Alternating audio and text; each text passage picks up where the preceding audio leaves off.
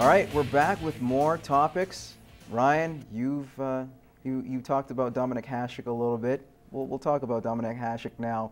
47 years of age, wants to come back to the NHL.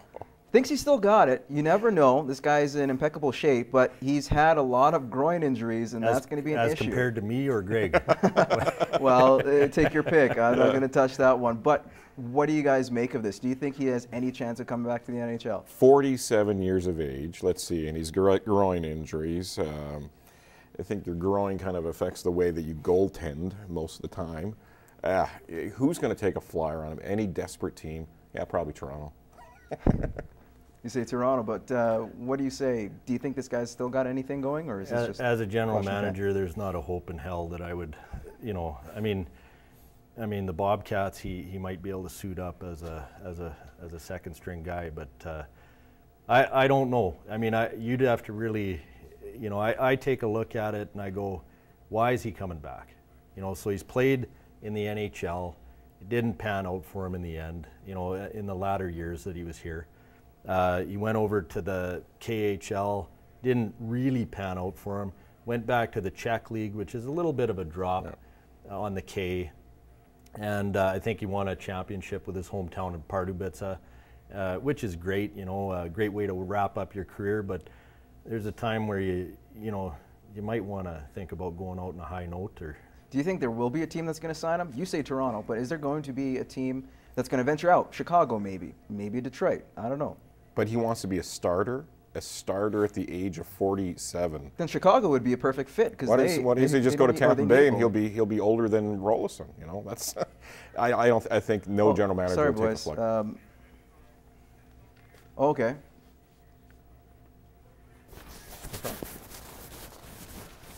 Okay, do you want the music or just look at camera one and kind of go from there? Okay. We're just going to redo that question again. There was an issue upstairs. What was the question? Okay. I don't know how we can redo that. That was pretty good. Actually, one time. That was pretty good, Greg. One time we had an entire show we had to redo. And we have a little question.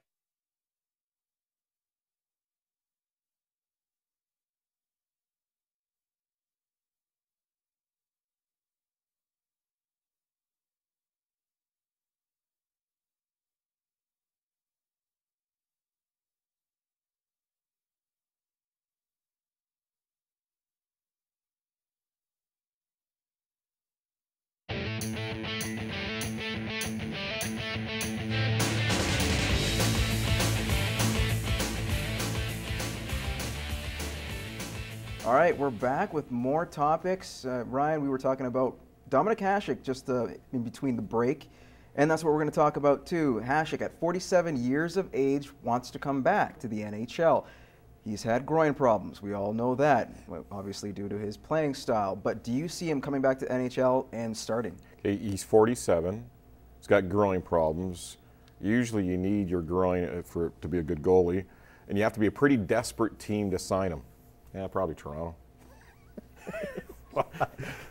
Low blow, eh? No, I mean, I think Dom. I mean, I worked with his private coach for 3 years over in the Czech Republic, and I mean, I know. I mean, Dominik will be trying to play when he's 62. So, I mean, it's not. I don't think it's anything new for anybody to hear this, but he was in the NHL. Didn't really map out in Detroit, went to Ottawa. I know he caused a little bit of team turmoil there, even as far as wanting to kind of coach the team, or be involved in that aspect. So, I mean, that doesn't fly well with too many coaches. And then he ends up going to the K, a pretty good league over in Russia, did okay, and then ends up back in Pardubice in Czech Republic. And he had a great season. He won the league there and had a great year. Now he's back in the K. I mean, where does it end? At some point, I don't think you're going to be doing chuck wagons forever, right? I mean, you're going to have to say that there's going to be a team that's going to take a chance on this guy. 15 years ago, yes. Now, I don't think there's going to be a long list of teams lining up for Dominik Hasek's services. But there could be teams out there that need a goalie. I say Chicago, for example. They need one. But 47 years old. And he's been to Chicago. Yeah. I mean, that's somewhere and he didn't like it there. Yeah. You know, like he ended up in the farm system. I think they gave him like 10 games with the big club, and they ended up shipping him out to Buffalo. And let's be honest, I mean, he was great in Buffalo. Yep. I mean, that's where he kind of reached the pinnacle of his career, and everything else after that has been, you know, mediocre at best. He had a brief stint in roller hockey, I know, over in the Czech Republic as a forward, and he ended up taking somebody's knee out. You know, a little bit of a temper there. So. Oh, geez. Well, he's a competitor. You know what? Another team the guys upstairs suggested was Philadelphia, because, you know, if they had him in net over Briz, you could take your pick. But let's move on to a new topic, and we'll talk about Tom Brady. His father said in the newspaper as he was interviewed that he wouldn't let his son, if he was a teenager today, to play the game of football. Obviously, the game is, a lot of the players are bigger, faster, stronger, and that's going to lead to more injuries. Concussion problems have been an issue of late, especially in the media. Do you agree with Tom Brady's dad in this instance? Would you be more hesitant as parents? No pun intended with your name, of course, but I mean, would you be a little more hesitant to allow your kids play contact sports? I mean, I don't have kids, so I mean, you know, I'm speaking, you know, off the cuff here, but I mean, I think every parent, you know, I've coached a lot of kids, you know, from Bantam right up to junior, and you're always looking at, you know, is this guy ready to go? You know, is this safe to put him back out there? So I think you're always taking that into consideration. But I mean, as a parent, I mean, you could get hurt walking across the street here in Lloydminster. You know, like, you know, hey, that car came out of nowhere. So I mean, to pull a kid out of sports, you know, for that reason, I don't know. Or some certain sports, like football, for example, which has been a concern for a lot of parents. Yeah, see, I'm a parent, and my oldest boy, played 8 years of football, including 4 years of high school. And yeah, there's been a few times I'm standing on the sidelines watching him. He's a receiver returner, so he gets hit and he gets rocked and he goes down, but he gets back up again. And we were talking about that coming back from a baseball game last night. I never even was worried about him ever getting concussed. For myself, when I played, you know, I don't want to count how many times I don't remember games, and it's not good. But back in the day when we were playing, it was, oh, you got your bell rung, suck it up, let's get back going again. And there was no dark rooms or quiet rooms for you back in those days. It was just a matter of playing through it.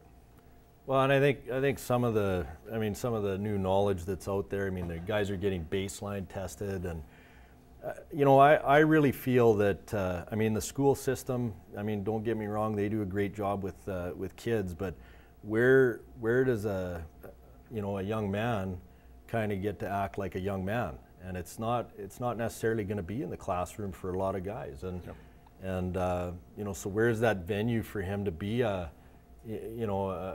outrider or a hockey player, a football player? And let's face it, I mean, 99% of these guys, they're in it for fun, and they enjoy the game, they love the game. Yeah, there's accidents that happen, but I think that could be with any sport, not just football. I mean, hockey's concussion driven right now, and it seems to be the issue of the day. So will it go away? I think it's not ever going to go away, but I think you know, the rules are changing, and you know, the other thing is the speed of the game. I mean, and I guess that's what's the concern. Would that would that discourage you from having your kids or future kids or even kids that you've coached? Is that going to discourage you just a little bit to say, hey, maybe I shouldn't let them play considering the risk? It is an aggressive sport. There will be injuries. Yeah. You know, and that's the unfortunate thing about it. There always will be injuries. And it's not just because of the equipment being bigger and the kids being faster. There was injuries back in the day, and there will be continuing to be injuries now. We just have to learn and educate ourselves, educate the coaches, and educate the players about their injuries. And if you aren't feeling good, tell your coach. Okay, and we'll go on to NFL padding. They're now making it mandatory as of 2013 for players to have thigh pads and knee pads. Players don't like it because they want to obviously have that movement, the mobility, and obviously they want to be faster, so they feel it slows them down. Do you feel that the NFLPA is kind of over-exaggerating this thing and they should just let it be? It might die down. I mean, I'm not a football expert, but I mean, it could die down. I mean, I think probably they're going to be more concerned about the head injury thing. So I mean, I don't know where the thigh pad, knee pad comes into that, but I guess they're trying to limit just more so knees and those types of injuries, because obviously the legs and people saying they'll be in wheelchairs is an issue. But we'll quickly get out to you. Well, if you look at it in the NFL, like any other professional sports, you have a very short time frame to make your money, make your career. You don't go into football and expect to play until you're 47 like Dominic Hasek, but you get a 2, 3, maybe a 5-year window to make your money in professional sports. And if a few more equipment on your body is going to, you know, prevent injuries, further your career, great for it. My question is whose responsibility is that? I mean, do you need to babysit me and tell me I need to wear my knee pads and my thigh pads? I mean, I think it's on the player. Well, not on this show. It's going to get a little physical, maybe, but you want to protect yourself. I think the onus is on you. But the NFL is so policing their players on everything they do, how they act on the field, what they wear all the time. That's why they call it the No Fun League. No, there you go. All right, well, we're going to have to take a quick break here. We'll be back with Over Under next.